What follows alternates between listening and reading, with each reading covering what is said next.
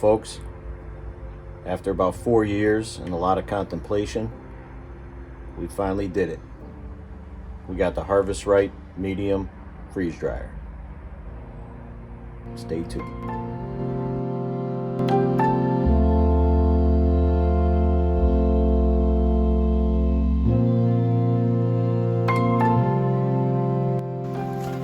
So it's a miserable day outside.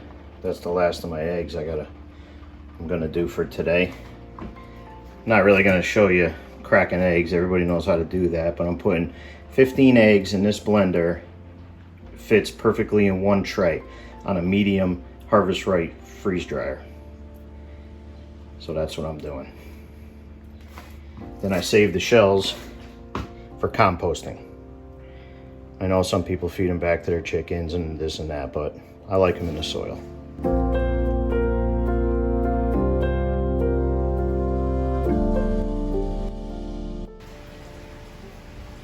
Okay folks, we're here at the freezer, bringing my liquefied eggs. Oops, sorry about the finger. So what we're doing is we're freezing 4 trays worth of eggs. Well, actually I got enough for 3 trays this go around. And we're gonna pre-freeze these before we put them in the Harvest Right freeze dryer. It's pouring rain outside. So now the only one thing I did not do was level my bucket, but this is going to be obviously a temporary little deal here until I rig up a little better system. All right, so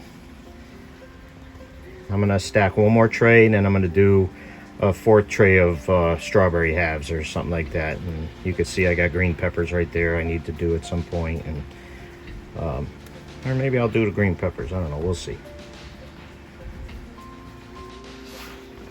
And just for those of you who have chickens for the first time, a little piece of advice: drop each egg individually in one of these little separate containers, and then you pour it in one at a time. It's an extra few steps, but those of you who have chickens know that once in a while you get a surprise. You know, it's kind of rare, but once in a while you do get a bad egg. Still outweighs buying store-bought eggs, and you can actually taste them. So I had 1 extra egg, so this one has 16 in it.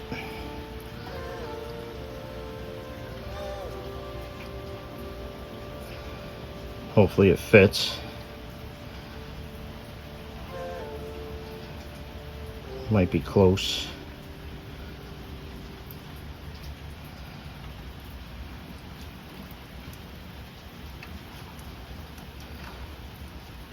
Gonna be really close, but I can always add a little bit to the bottom tray if I need to, the 2nd tray. Blender makes it foam up a little bit, but it's still eggs. Give it a little jiggle there. We don't like to waste nothing on the Microfarm.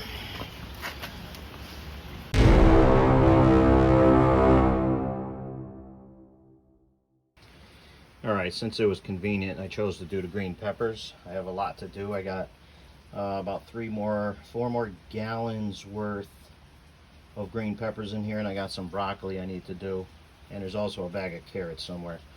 But this is it for now. 3 trays of eggs, 1 tray of green peppers. We're taking this freeze dryer and we're hitting the road running.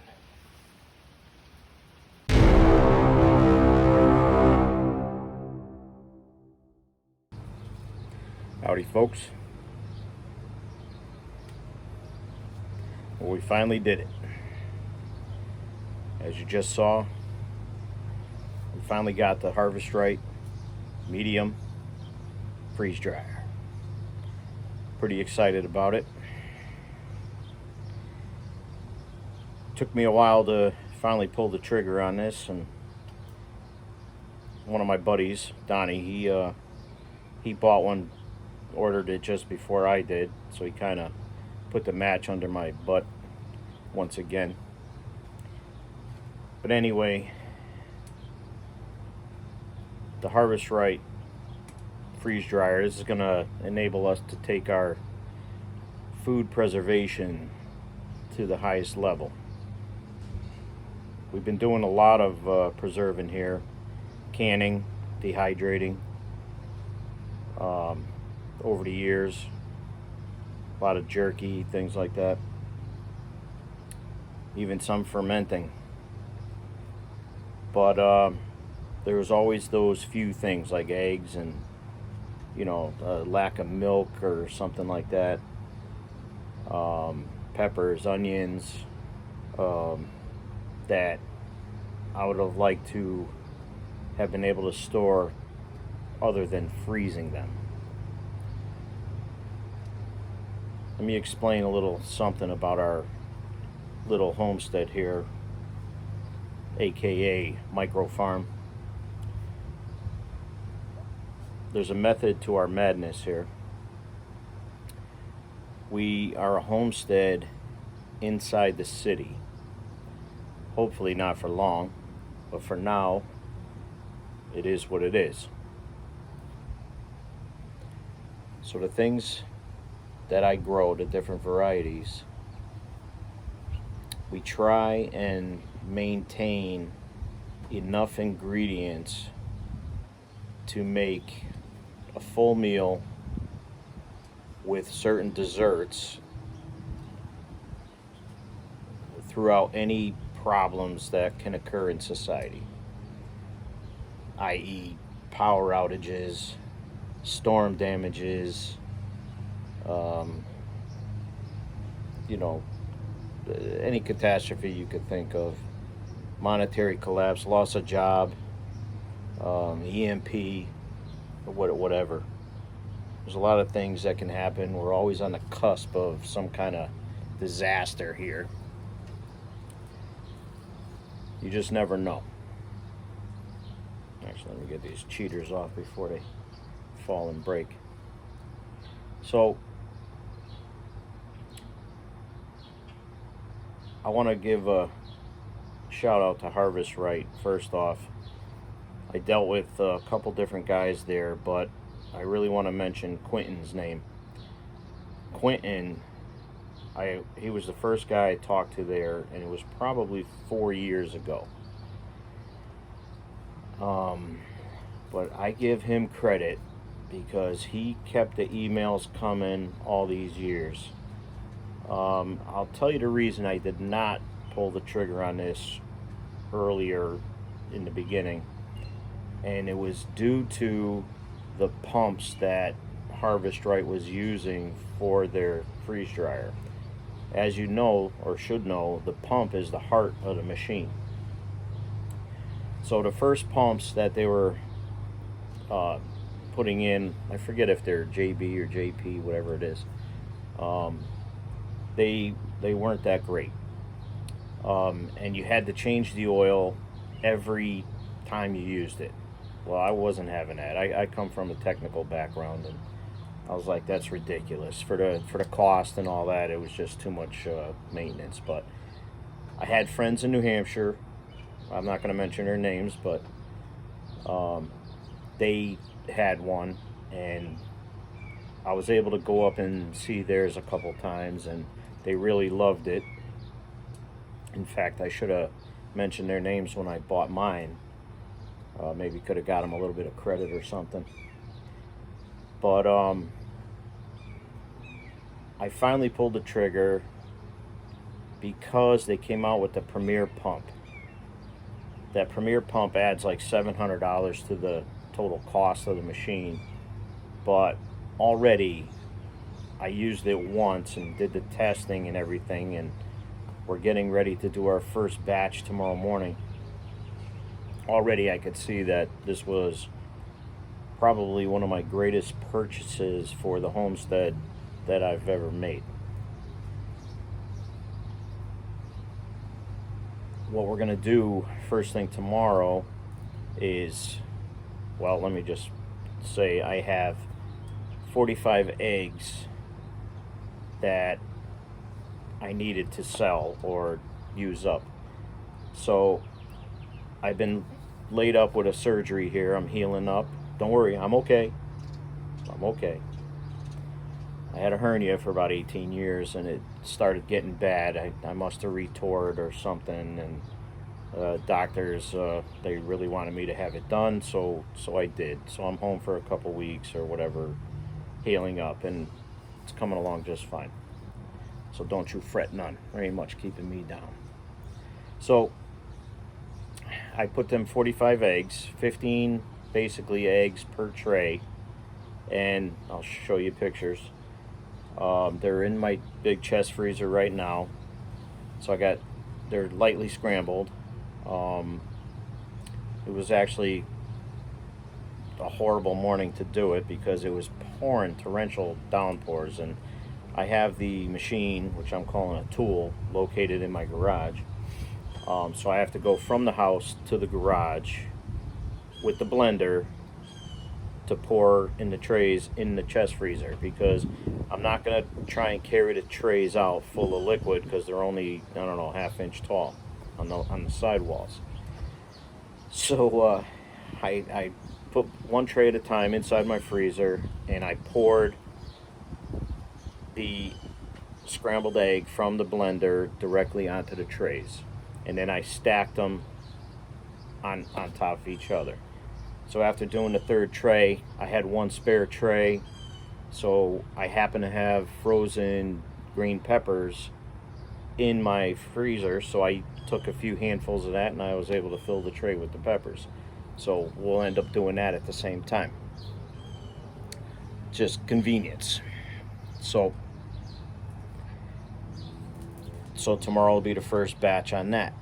But this is going to be a fantastic way for me to store or preserve the eggs and other certain things, certain varieties that I would normally have trouble storing. And keep a watch on the channel. Please share the channel, like the channel, give me the thumbs up, hit the bell for notifications. I'm trying to get more subscribers, obviously, doing the best I can. But look for updates. We'll be doing a lot of different things.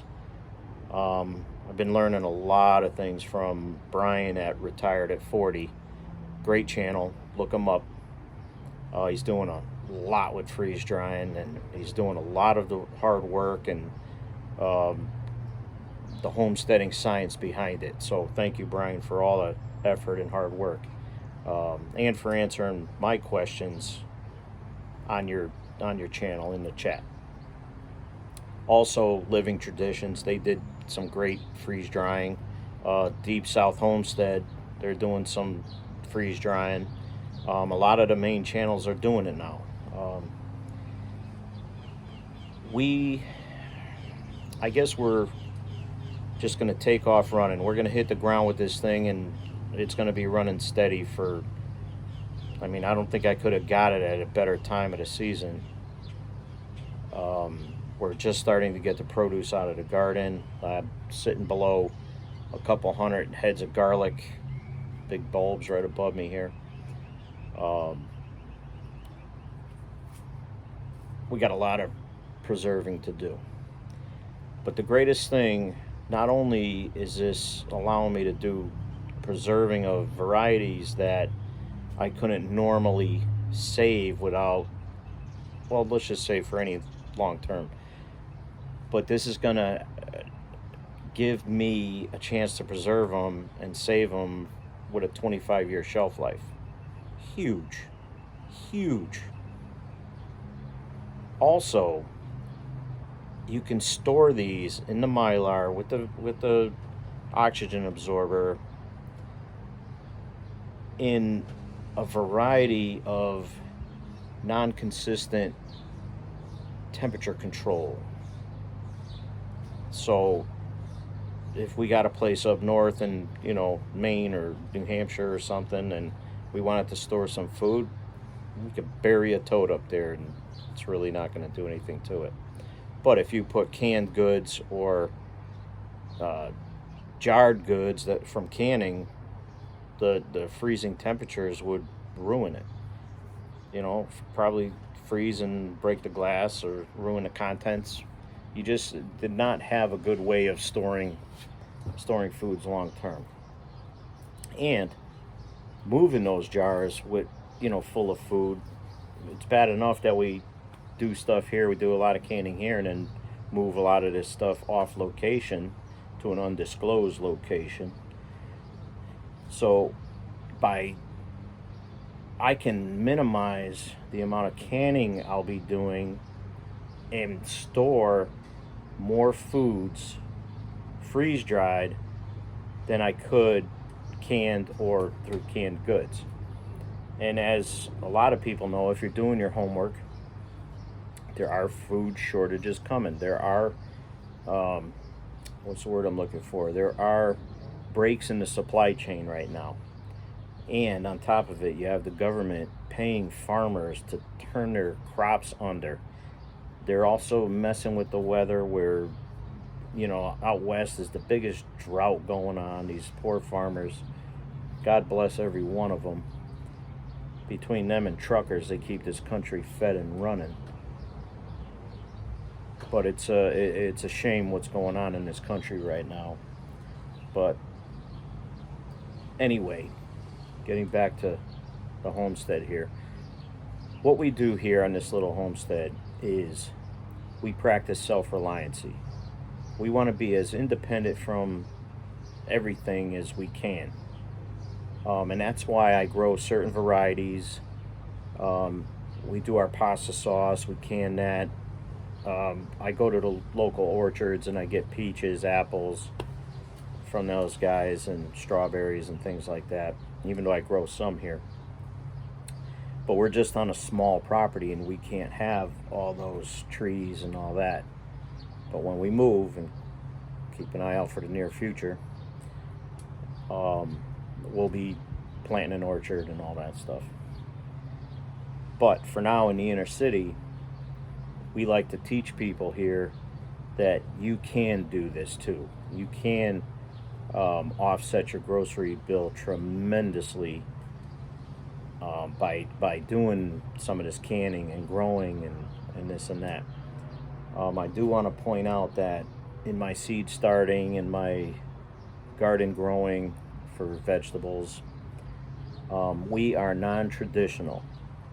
We are not buying fertilizers or anything like that. We are using what's on our property to fertilize these plants and everything.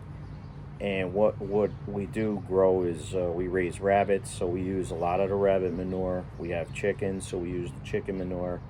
I don't bag leaves, so we have a cyclone rake attached to our riding mower, which mulches the leaves 7 or 10 to 1, I believe.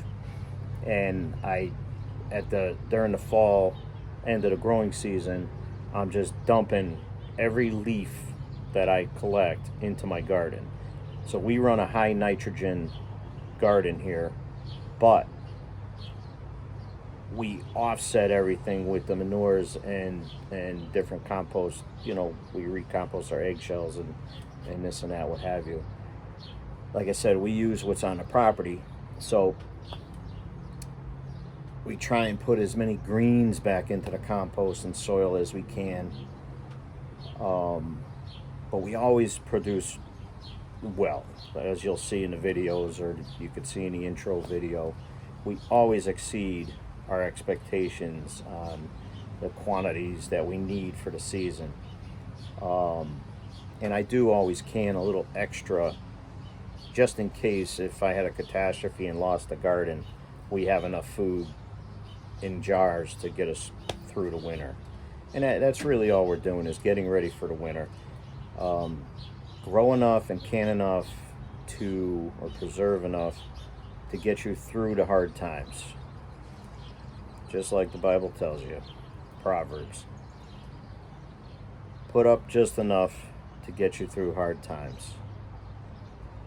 but lessen your dependency on the man, meaning separate yourself from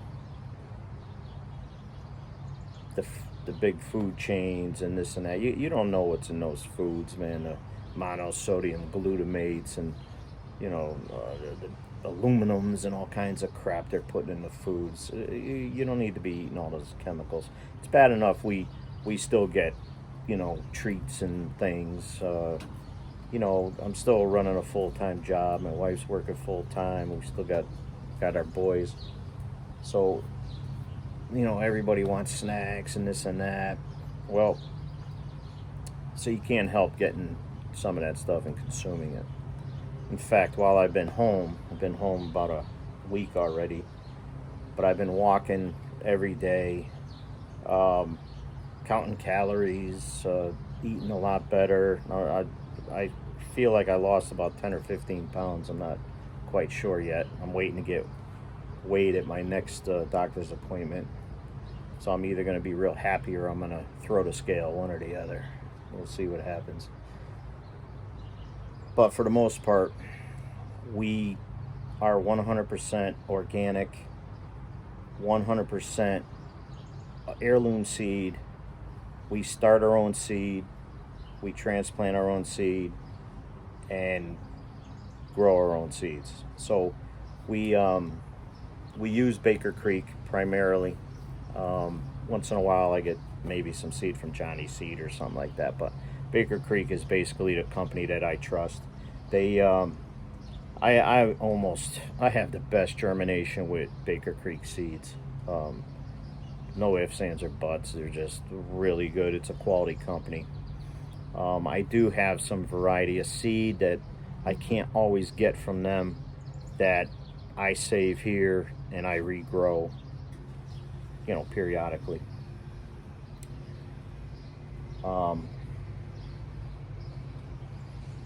Even if we went 6 months to a year without electricity for some reason, I can still maintain everything I do without electricity. That's the key right there. I call myself an apocalyptic gardener. There's reasons for that. For years and years and years, I laid awake at night just thinking of ways that I can feed and protect my family, and learning these old traits and skills, that sometimes only your grandmother knew, or you want to learn how to live, learn how to survive. You talk to the people that lived through the Depression.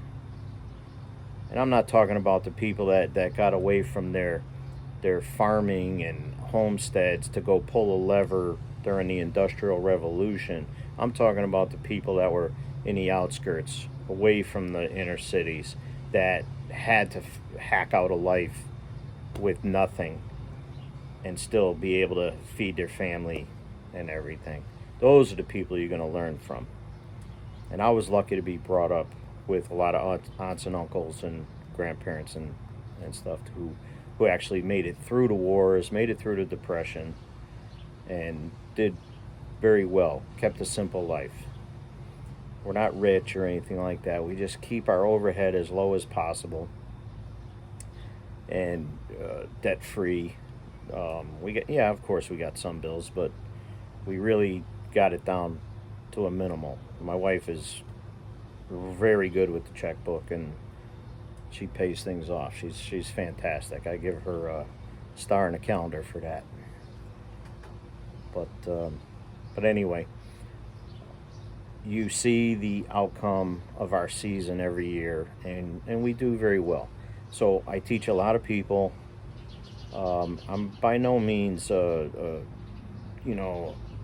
a green thumb or am the best at anything.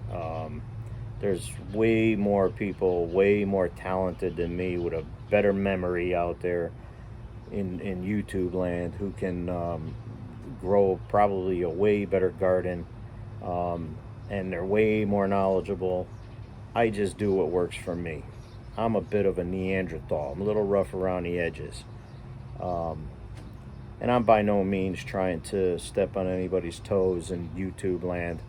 We're just trying to, we started this channel, me and my boys, just to give you people a little insight to what we do, and that you can do it too. The only thing holding you back from living this kind of lifestyle is you. That's it. I choose to live this way, and it's a simple life. And you know what? I think we're all happier by doing it. It's probably the most accomplishing thing I've ever done in my life, is to get into this rhythm, this routine in my lifestyle of being able to grow this food, get ready for winter. Like I said, there's a time to start your seeds, there's a time to plant those seeds, there's a time to till the garden, there's a time to add your manures, there's a time to chop your wood, there's a time to collect your wood, there's a time to draw your honey from the bees, whatever. There's a time to can the food, preserve the food. It's always something to do. You combine that with a love of solitude, because you don't see me going to parties, and you know, I'm not a big social butterfly. I'm a people person, but I kind of enjoy talking through the camera or text. You won't find me in big crowds or anything like that. Parties, it's rare. I maybe go to one party a year. I don't drink anymore. I quit years ago. I don't do any drugs, don't smoke any weed, I don't do anything like that. I do love God, as you can see in my shirt. Love my family, and life is just a blessing.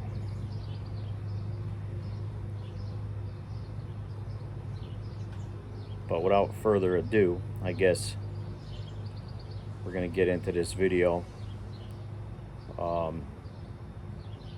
Very excited about this freeze dryer. Very excited about it. And I want to thank Quentin and the guys at Harvest Right. Another gentleman, I forgot his name. I'll try and look it up.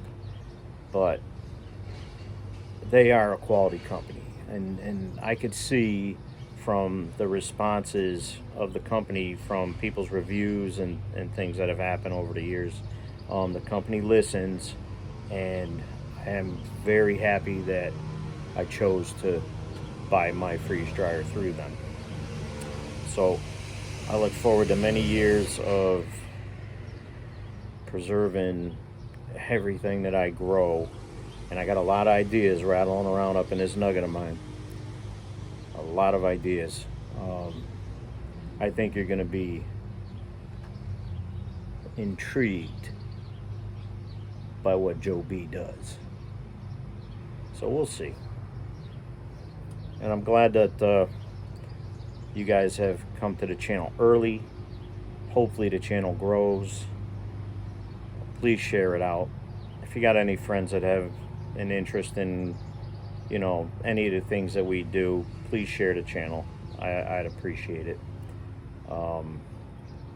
It's kind of a hobby, but I want to be able to point to some of these videos in the future, and you know, instead of having to sit here and talk for 3 hours, I can point you to a video and say, yo, this is how I do it.